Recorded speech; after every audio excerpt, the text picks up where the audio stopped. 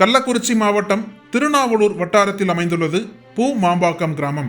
இந்த பகுதியைச் சேர்ந்தவர் ஜெய்சங்கர்.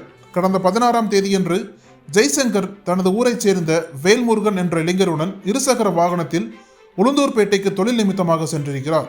அங்கு தங்களுடைய வேலைகளை முடித்துக்கொண்டு மீண்டும் உளுந்தூர்பேட்டையிலிருந்து பூ மாம்பாக்கம் கிராமத்திற்கு வந்து கொண்டிருந்தனர். அப்போது அவர்கள் வயல்வெளி பகுதியில் சென்று கொண்டிருந்த போது திடீரென மாடு ஒன்று குறுக்கே வந்துள்ளது.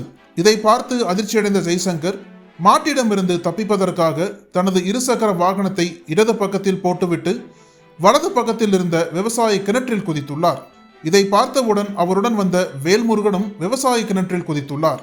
கீழே விழுந்ததில் ஜெய்சங்கர் மற்றும் வேல்முருகனுக்கு பலத்த காயமடைந்த நிலையில் அவர்கள் கிணற்றிலிருந்து வெளியே வர முடியாத நிலை உருவானது.